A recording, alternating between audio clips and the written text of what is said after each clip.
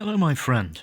It's good to see you again. Please, sit, take a drink, and let me tell you the tale of Catskin.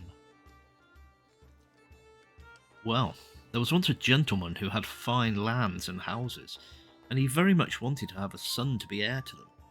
So when his wife brought him a daughter, bonny as bonny could be, he cared nothing for her, and said, "Let me never see her face." So she grew up a bonny girl, though her father never set eyes on her till she was 15 years old and was ready to be married. But her father said, "Let her marry the first that comes for her." And when this was known, who should be first but a nasty, rough old man? So she didn't know what to do, and went to the henwife and asked her advice. The henwife said, "Say you will not take him unless they give you a coat of silver cloth." Well, they gave her a coat of silver cloth, but she wouldn't take him for all that, and went again to the henwife, who said, "Say you will not take him unless they give you a coat of beaten gold." Well, they gave her a coat of beaten gold, but still she would not take him, and went to the henwife, who said, "Say you will not take him unless they give you a coat made of the feathers of all the birds of the air." So they sent a man with a great heap of peas, and the man cried to all the birds of the air, "Each bird take a pea and put it on a feather." So each bird took a pea and put down one of its feathers, and they took all the feathers and made a coat of them and gave it to her. But still she would not marry him, but asked the henwife once again, who said, "Say they must first make you a coat of catskin." So they made her a coat of catskin, and she put it on and tied up her other coats and ran away into the woods. So she went along and went along and went along till she came to the end of the wood and saw a fine castle. So there she hid her fine dresses and went up to the castle gates and asked for work. The lady of the castle saw her and told her, "I'm sorry I have no better place, but if you like you may be our scullion." So down she went to the kitchen, and they called her Catskin because of her dress. But the cook was very cruel to her and led her a sad life. Well, it happened soon after that the young lord of the castle was coming home, and there was to be a grand ball in honour of the occasion. There was much talk about it amongst the servants. "Dear me, Mrs. Cook," said Catskin, "how much I should like to go." "What, you dirty, impudent slut," said the cook. "You go among all the fine lords and ladies with your filthy catskin? A fine figure you'd cut." With that she took a basin of water and dashed it into Catskin's face. But she only briskly shook her head and said nothing. When the day of the ball arrived, Catskin slipped out of the house and went to the edge of the forest where she had hidden her dresses. So she bathed herself in a crystal waterfall and then put on her coat of silver cloth and hastened away to the ball. As soon as she entered, all were overcome by her beauty and grace, while the young lord at once lost his heart to her. He asked her to be his partner for the first dance, and he would dance with none other the livelong night. When it came to parting time, the young lord said, "Pray tell me, fair maid, where you live." But Catskin curtsied and said, "Kind sir, if the truth I must tell, at the sign of the basin of water I dwell." And she flew from the castle and donned her catskin robe again, and slipped into the scullery again unbeknown to the cook. The young lord went the very next day to his mother, the lady of the castle, and declared he would wed none other but the lady of the silver dress, and would never rest till he had found her. So another ball was soon arranged for, in the hope that the beautiful maid would appear again. So Catskin said to the cook, "Oh, how I would like to go."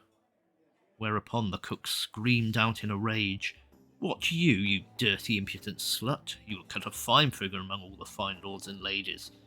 And with that she upped with a ladle and broke it across Catskin's back. But she only shook her head and ran off to the forest, where she first of all bathed, and then put on her coat of beaten gold, and off she went to the ballroom.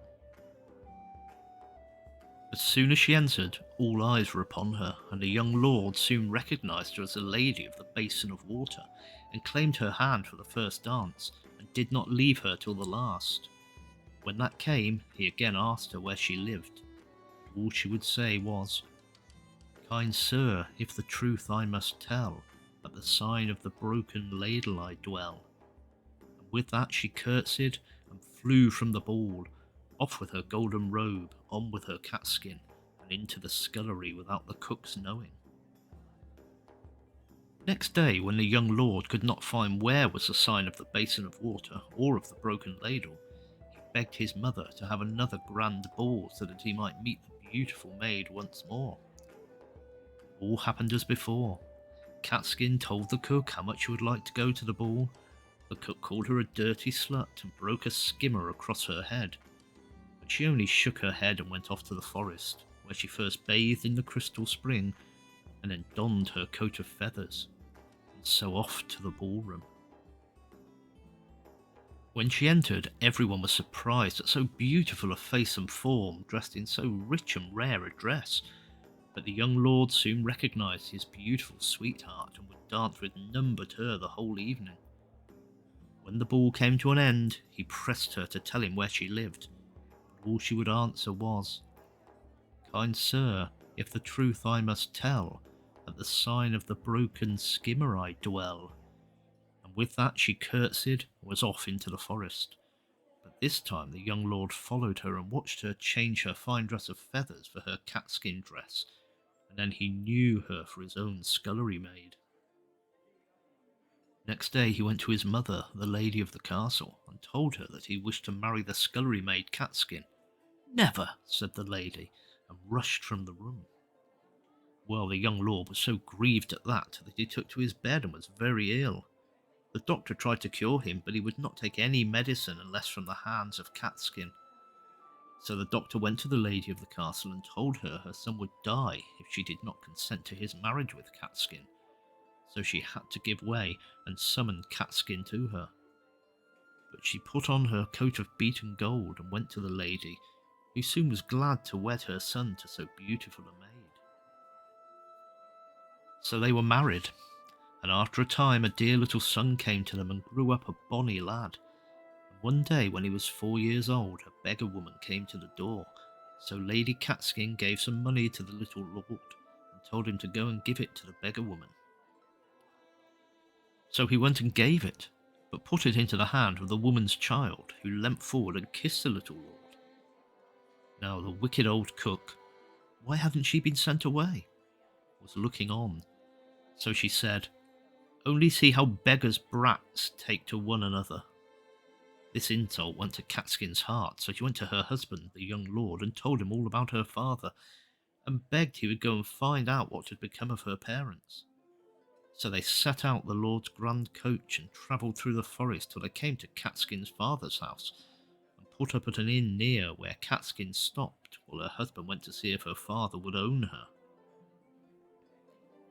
Now, her father had never had any other child, and his wife had died, so he was all alone in the world and sat moping and miserable. When the young lord came in, he hardly looked up, and the lord saw a chair close up to him, sat in it, and asked him, "Pray, sir, had you not once a young daughter whom you would never see or own?"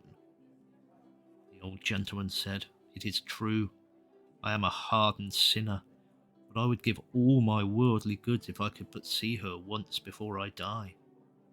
Then the young lord told him what had happened to Catskin, and took him to the inn, and brought his father-in-law to his own castle, where they lived happy ever afterwards. And so ends the tale of Catskin. I hope you enjoyed it, and if you did, please like, subscribe, and maybe leave a comment down below. It's been good to see you again, my friend. Have a safe journey home. I hope to see you again very soon.